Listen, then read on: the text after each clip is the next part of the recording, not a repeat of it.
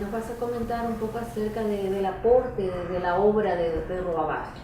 Y bueno, lo de Roa Bastos para mí fue fundamental. Fue un encuentro en su casa el 6 de septiembre de 2000.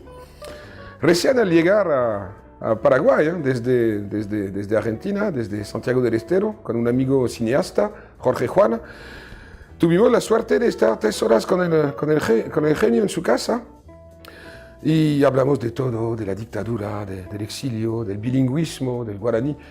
Yo en realidad venía a él por el tema de mi tesis, que fue una tesis de etnolingüística sobre las relaciones interlenguas entre el quichua y el español de Santiago del Estero. Y pues me dije, voy a tratar de ensanchar mi estudio al bilingüismo de Paraguay y hablar del bilingüismo con Don Roa, porque el bilingüismo es uno de los fundamentos de su obra. Por ejemplo, dice en la introducción de Toulouse, en la segunda versión de Hijo de Hombre, hubo una primera versión y la segunda versión, que es esta, ¿no? Hay una introducción que se llama Introducción Nota de Toulouse. Y en esta nota de Toulouse dice que uno de sus objetivos en Hijo de Hombre y en Entre las Horas fue fusionar los dos hemisferios lingüísticos, o sea, dar un aspecto real de lo que es el bilingüismo, el Yopara. Y pues me acerqué a él siendo un modesto doctor en etnolingüística y después, al profundizar un poco en mis lecturas, en especial la de Joe Supremo, me di cuenta de que lo más importante en Roa no era lo antropológico, no era lo etnolingüístico, sino lo semiótico, el texto. Me explico, para mí la textualidad de Joe Supremo es algo tremendo, ¿no? Bastaría con una sola frase para resumir la hazaña textual y semiótica de esta novela, la del famoso Humberto Eco, que dijo que Joe Supremo era la novela más semiótica del 20. ¿Por qué? Porque el texto común, el corpus del texto, lo que solemos llamar el texto, lo que aparece en la página, bueno, lo hace reventar desde dentro, ¿no? Es totalmente polisémico, polifacético. La voz del dictador se mezcla con miles de otras voces, de cronistas, de historiadores, entabla un diálogo casi permanente con su secretario y en realidad todo lo que estamos leyendo son apuntes, es algo oral. Se atrevió a decir, y también eso también me parece ser único en el mundo, que fue la única novela que fue leída antes de ser escrita, porque la está dictando a su secretario. Y ahí está una de las primeras tampitas que hacen difícil la lectura de esta novela para un lector no avesado mediano. Pues lo que me atrajo en Joe Supremo fue este juego con el texto, ¿no? Este juego con el paratexto, ¿no? Notas infinitas de 8 páginas en las cuales el lector sale a la aventura, más o menos, en esta nota de 8 páginas. Imagínense todos los caminos que se pueden emprender, ¿no? Todos los intersticios que hay entre las líneas, todos los textos ausentes, como decía él. La lectura de Joe Supremo es una aventura total, completa, y para mí, que nadie nunca antes había escrito así, y que para mí también nunca se va a repetir. Esta novela es del 74 y fueron los años más locos del rock and roll, de la semiótica, los comienzos.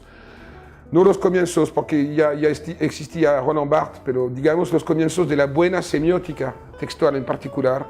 Y en Joe Supremo es como si hubiera vertido todas las teorías al respecto en una novela, poniéndolo en práctica.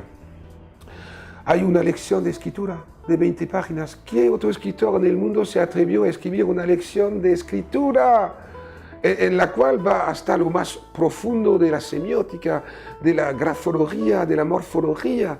Es una lección total y, bueno, este libro en realidad asusta, ¿no? Porque es tan complejo, es tan original el trabajo sobre el texto que la mayoría de los lectores, incluso los paraguayos, que están fascinados por la obra de Roa Bastos, me dijeron mucho, Eric, nunca pude entender esta novela, nunca la pude terminar. Incluso uno me preguntó un día algo muy gracioso con el habitual humor paraguayo.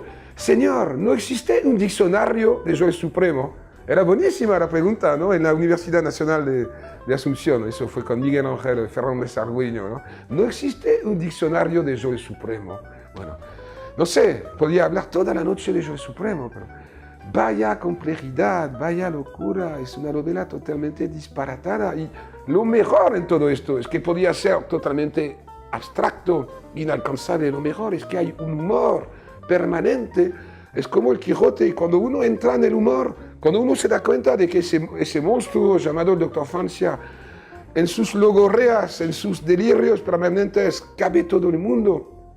Y cabe un mundo, desde luego, traumático. El tipo es un paranoico completo, esquizofrénico, pero cabe también mucho humor. Y también otra hazaña, como Roa Bastos, que era un zurdo, bueno, no afiliado al Partido Comunista, pero zurdo, un humanista revolucionario, pudo meterse en la conciencia de un tipo totalmente opuesto a él, pensando en realidad en Stroessner, ¿no? Bueno, el aspecto psicológico, el aspecto histórico, el aspecto semiótico. No bastan los adjetivos para decir la grandeza de esta novela. Pues pasé pues, a una segunda fase en mis investigaciones, pasé de la etnolingüística a la semiótica.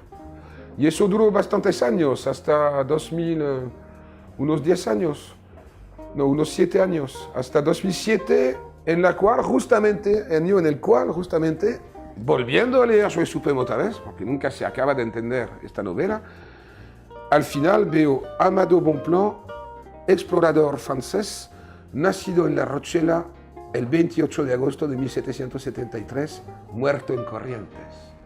Y vuelvo a leer este pasaje, hay un diálogo también de locura, porque los personajes nunca se encontraron, sin embargo están dialogando en la novela a distancia, pero como si estuvieran uno enfrente del otro.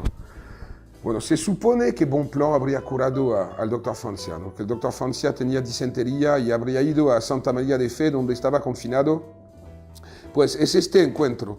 Un diálogo, pero la mayoría del diálogo no es el encuentro de por sí, sino un Dr. Francia en su palacio y un Bonpland en su casita, confinado en Santa María de Fe, que dialogan a la distancia. En realidad, pues también es muy complejo a nivel narrativo, no es un diálogo, sino dos monólogos.